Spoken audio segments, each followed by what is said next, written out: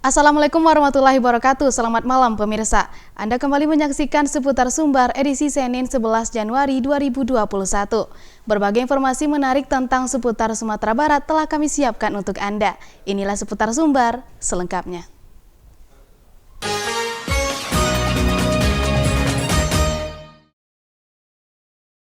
Diawali dengan berita pertama, sebelum terbang pilot Sriwijaya RSJ-182 Afwan sempat berkomunikasi dengan keluarganya di kampung halaman di Sungai Jambu, Kabupaten Tanah Datar. Bahkan menurut kakak almarhum, Afwan juga sempat mentransfer uang untuk saudara yang terkena COVID-19.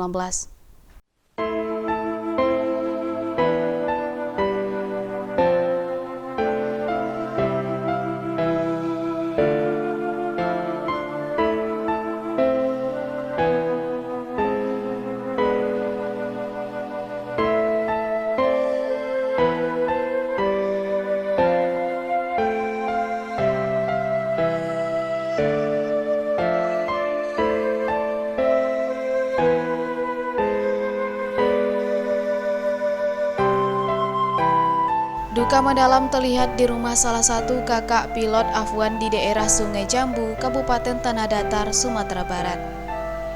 Sungai Jambu Tanah Datar merupakan kampung halaman tempat asal atau kelahiran pilot SJ-182 Kapten Afwan. Yurni Mahmud yang merupakan kakak sepupu dari Kapten Afwan berkisah, sosok Kapten Afwan adalah orang yang sangat dekat dengan keluarga. Meski ia telah menetap di perantauan, ia juga sangat peduli dengan adik, kemenakan bahkan kampung halamannya Nagari Sungai Jambu. Meski sang kapten yang juga jebolan pesantren ini jarang pulang ke kampung, namun ia tetap bertanya tentang kondisi keluarga dan kampungnya itu melalui grup WhatsApp Dipah Family, yang mana Dipah adalah nenek dari sang kapten. Bahkan sebelum ia terbang di hari naas itu, Afwan yang begitu peduli dengan keluarga juga sempat mengirimkan uang kepada salah satu keluarga yang tengah menjalani isolasi mandiri COVID-19. Kami tunggu informasi dari pemerintah juga keluarga di Jakarta, baru kami umumkan secara resmi di kampung itu. Kalau nasib elok itu awak kembalinya kawak, tapi kalau itu ya ikulah nasibnya, awak harapkannya husnul khotimah gitu selalu. Sampai gininya masih itu, masih di rumah Afwanku, keluarga ibu sana. Yang di Bogor? Di Cibinong. Yurni Mahmud sebagai kakak tertua yang tinggal di kampung Sungai Jambu masih berharap sebuah keajaiban dan mukjizat dari Yang Maha Kuasa. Ia sampai saat ini belum mengumumkan atas peristiwa tersebut ke masyarakat, meski sebagian besar masyarakat telah bertanya-tanya kepada dirinya tentang kondisi terakhir Kapten Afwan. Dari Kabupaten Tanah Datar, Tim Liputan D9 TV.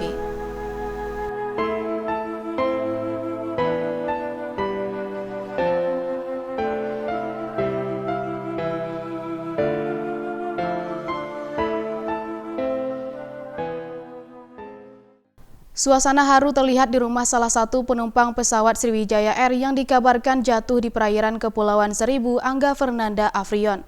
Rumah Angga mulai ramai didatangi tetangga yang berada di kawasan Sungai Sapih, Kecamatan Kuranji, Kota Padang. Beginilah suasana di rumah kediaman orang tua Angga yang mulai didatangi tetangga sejak Sabtu malam. Angga yang merupakan anak kedua dari 4 bersaudara ini telah sejak lama bekerja di Pontianak sebagai ABK di kapal pengangkut bara. Kedatangan tetangga sekitar rumahnya ini terlihat setelah mendapat kabar bahwa Angga menjadi salah seorang korban pesawat naas yang hilang kontak sejak Sabtu sore. Sejumlah anggota keluarga juga menggelar doa di rumah tersebut. Kakak sepupu Angga, Ibnu, mengatakan adiknya bekerja di kapal batu bara di daerah Pontianak dan Angga balik ke Pontianak karena dapat perintah untuk kembali. Bahkan dia sendiri waktu itu agak kesal karena baru melepas rindu bersama istri dan anaknya. Angga ke Jakarta menjenguk istri dan anaknya yang berada di Jakarta. Anaknya baru lahir sekitar seminggu yang lalu. Itu dia bekerja di pelayaran udah dari Bujang. Itu kita dapat informasi dari adik bapaknya. Keluarga yang di sana. Iya, keluarga yang di sana. Kan udah dapat dari IG bahwasanya yang Fitrianti itu mesti Angga Perdana Prion itu kan anak kakaknya. Di situ kita yang ngasih tahu tadi bapaknya. Terakhir berkabar dengan Angga kapan, Pak? Sama saya sendiri nggak ada ya. Pihak keluarga di Padang? Ada kemarin sama adik ibunya. Sama tantenya? Ya, sama tantenya. Apa dia bilang? Dia katanya mau pulang katanya. Pulang ke Pontianak mungkin kan. Kan iya, habis nengok nengok anaknya kan baru lahir anak 1 minggu. Ya kalau dapat kita berasa selamat lah ya. Kita bisa kembali kalau mana ada keajaiban kan. Kita bisa selamat lah Angga. Saat ini pihak keluarga hanya bisa menunggu informasi lebih lanjut dari Jakarta. Kakak dan adik Angga juga tinggal di Jakarta. Sementara adiknya yang bungsu berada bersama ibunya di Padang yang berharap ada keajaiban tentang keberadaan Angga. Dari Kota Padang, Tim Liputan, Denai TV. Sebagai bentuk kepedulian terhadap perkembangan seni dan budaya tradisi silat di Kota Payakumbuh, Denai TV memberikan sejumlah peralatan latihan untuk perguruan silat Pasak Tuwo. Bantuan tersebut diharapkan dapat memacu semangat generasi muda dalam latihan pencak silat.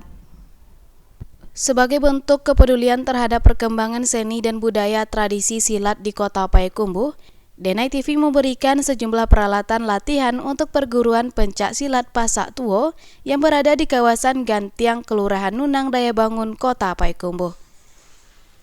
Hal ini nantinya diharapkan dapat memacu semangat generasi muda dalam latihan pencak silat. Direktur Denai TV Eko Cahyadi menyebut, kegiatan ini sangat bermanfaat untuk memberikan kegiatan positif bagi generasi muda. Selain ke perguruan Pasak Tuwo, bantuan ini rencananya juga akan diberikan kepada perguruan-perguruan lain di Kota Payakumbuh. Kita dari Denai memberikan bantuan peralatan untuk latihan bagi perguruan silat Pasak Tuwo. Ya, mudah-mudahan semoga bermanfaat bagi adik-adik kita untuk latihan. Ya, mudah-mudahan bisa bermanfaat gitu.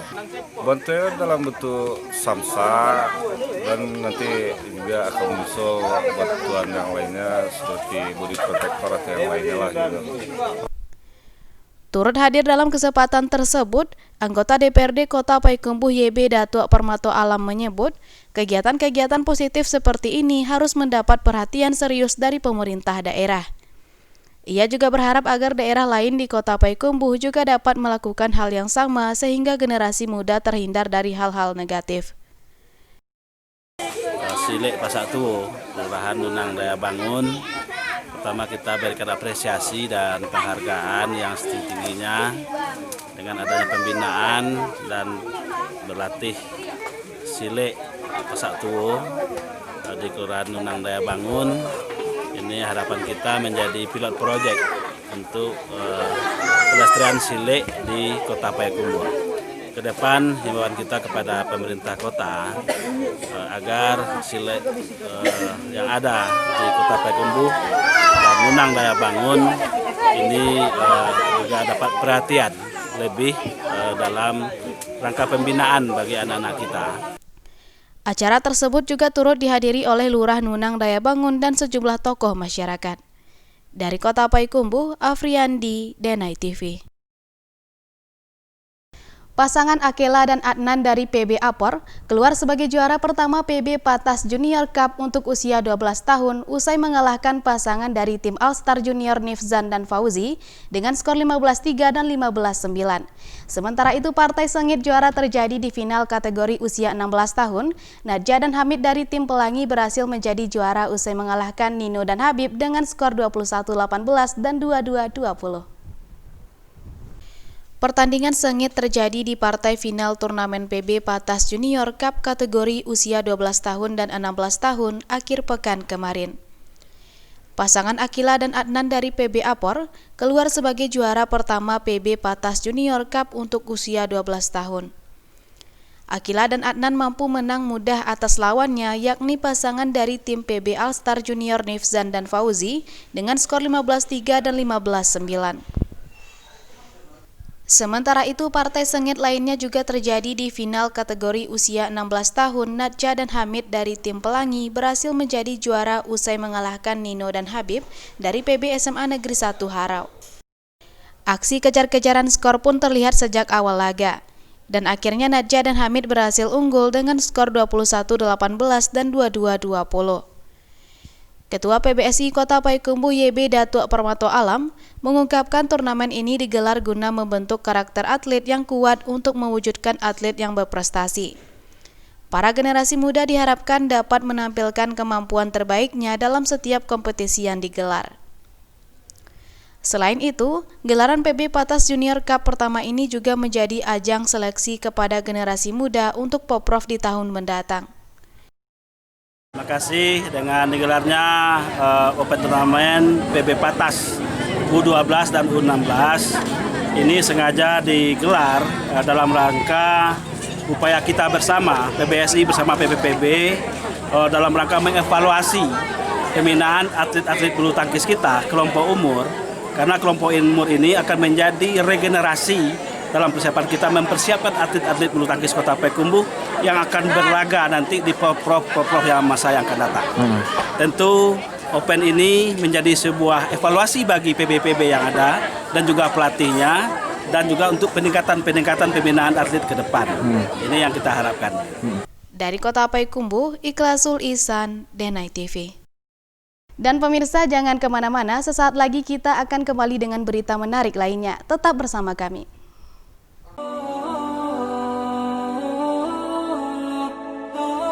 Sampai kapan kamu akan berbuat seperti itu terus? Apa kamu tidak yakin bahwasanya azab Allah begitu keras? Kamu tidak takut kepada Allah?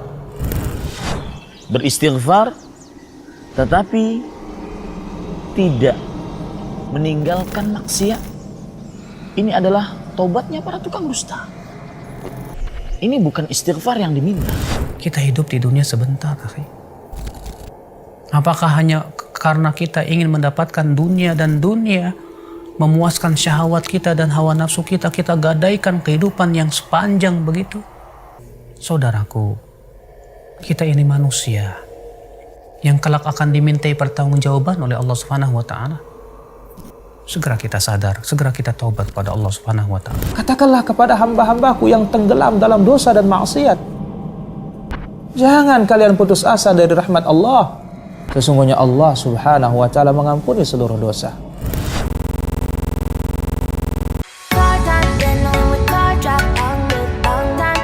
Tuh menunya. Jadi kok ada isinya ada apa? Udang, kepiting, pokoknya makanan laut. Kita coba makan deh. Pasti di sana ngiler kan, menengok. Packagingnya aja aku udah sana, luar biasa. Lah boleh coba berapa dia? Pokoknya mantap. Coba lemak. Terima kasih pemirsa, Anda masih bersama kami. Di berita selanjutnya, berbagai cara dilakukan oleh masyarakat untuk menyambung hidup saat sekarang. Hal ini dapat dilihat dari aktivitas masyarakat di kawasan Payolinyam, tepatnya di Sungai Batang Lemposi. Sebagian kecil masyarakat bekerja sebagai penambang pasir. Namun saat cuaca tidak bersahabat, penambang pasir tidak bisa bekerja dikarenakan air sungai yang dalam. Menambang pasir di Sungai Batang Lemposi Payolinyam untuk menyambung hidup. Sebagian kecil orang di Payolinyam, Payakumbuh Utara bekerja sebagai penambang pasir di Sungai Batang Lemposi. Mencari dan mengeruk tepian sungai untuk kemudian dikumpulkan lalu dijual ke pembeli. Penambang biasanya mengangkut pasir menggunakan sampan yang mereka sewa. Mengambil pasir dari salah satu sisi sungai dan diangkut ke sisi sungai lainnya. Dalam sehari, biasanya penambang bisa mengumpulkan 1-2 mobil ukuran kecil. Satu mobilnya dijual dengan harga Rp80.000. Salah seorang penambang Amir menyebut hanya mendapatkan untung bersih sebanyak Rp40.000 saja.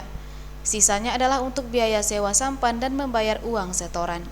Dalam menambang ada beberapa kendala. Salah satunya adalah kondisi cuaca.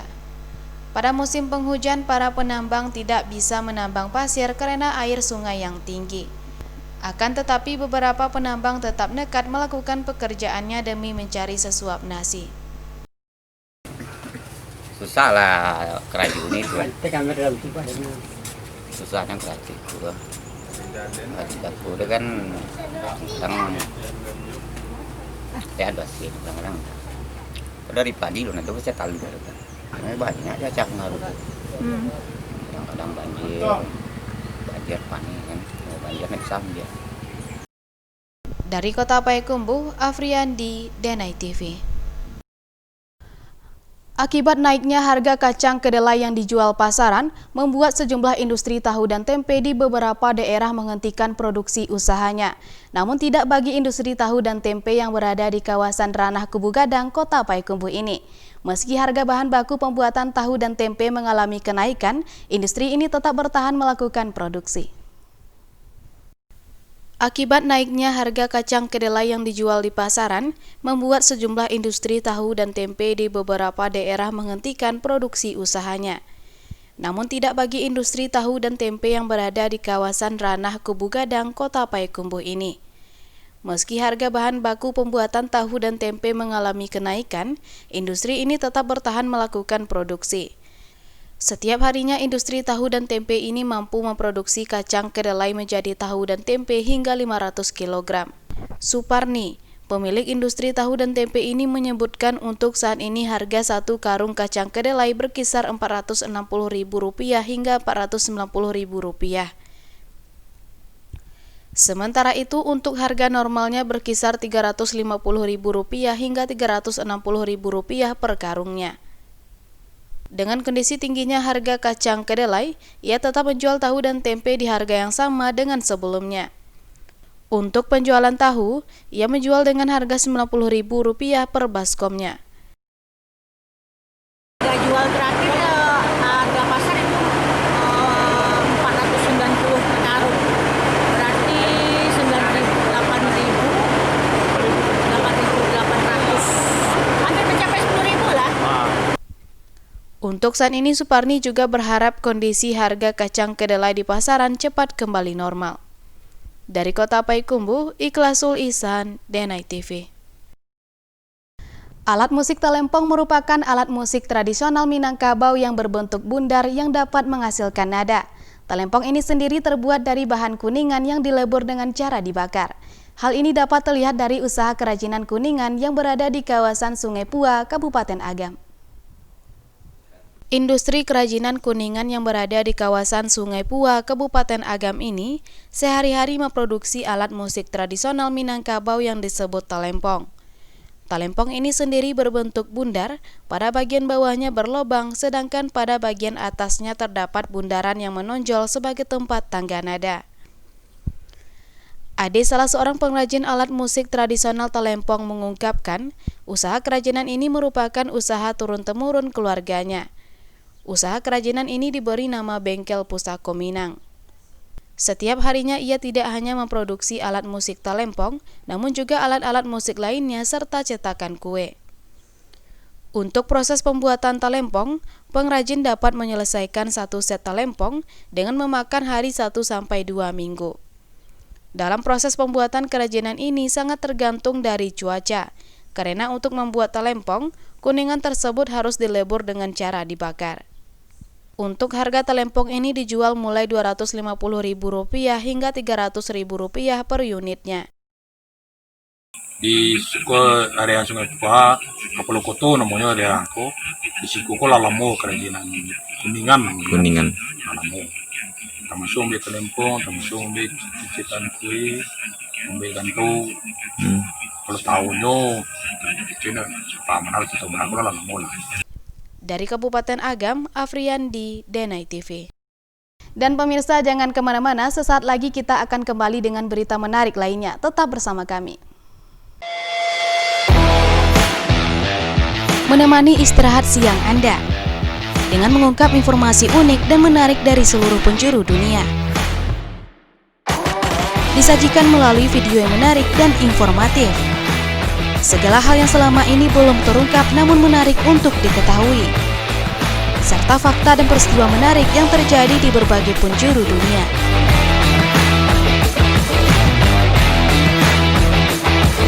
Viral setiap hari jam 12.00 waktu Indonesia Barat.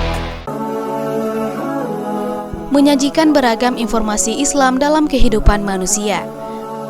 Kumpulan pengetahuan dan informasi penting seputar khasanah Islam. Dirangkum khusus sebagai penyejuk hati dan penguat iman.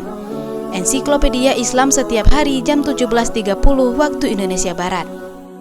Terima kasih pemirsa, Anda masih bersama kami. Di berita selanjutnya, apakah Anda mengenal kerupuk sanjay? Ya, kerupuk sanjay adalah makanan oleh-oleh khas Sumatera Barat. Kerupuk sanjay ini terbuat dari ubi kayu yang diiris tipis dan digoreng. Untuk menjadikan cita rasa yang lezat, proses pembuatan kerupuk sanjay ini harus digoreng dengan minyak goreng yang harus panas.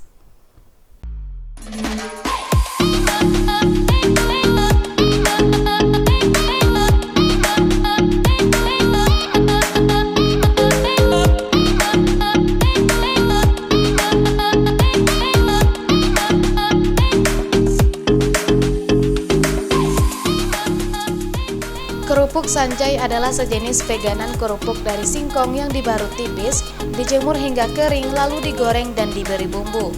Kerupuk sanjay ini sangat populer sebagai makanan oleh-oleh khas Sumatera Barat. Pembuatan kerupuk sanjay ini terbilang sederhana. Keripik berwarna kuning yang bercita rasa asin dibuat dengan merendam potongan kerupuk singkong dalam bumbu campuran kunyit, bawang putih dan garam sebelum digoreng. Kemudian setelah digoreng, kerupuk sanjay tersebut dimasukkan ke dalam plastik dengan ukuran setengah kilogram hingga 1 kilogram. Untuk 1 kilogram kerupuk sanjay dijual dengan harga Rp40.000 dan juga dijual perbungkusnya Rp1.000. Salah satu usaha kerupuk sanjay ini berada di Nagari Sungai Patai, Kabupaten Tanah Datar.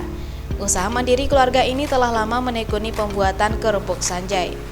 Hingga kini usaha milik Nenen ini telah memperkerjakan masyarakat sekitar Sungai Patai, khususnya kaum ibu-ibu. Proses awal ambil ubi di kebun, terus ubinya dikupas. Itu untuk yang ngupas ubi, ada juga khusus orangnya. Terus setelah dikupas dicuci bersih, baru dipotong. Dipotong pakai mesin ketam. Biar hasilnya rata, jadi kita mesti pakai mesin.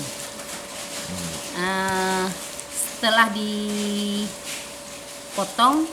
atau diketam, langsung digoreng tanpa diberi bumbu-bumbu apa-apa.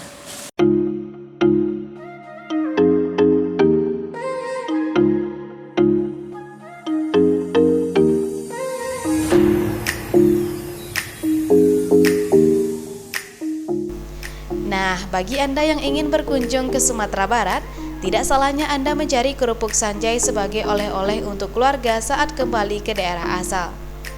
Dari Kabupaten Tanah Datar, Afriyandi, Denai TV.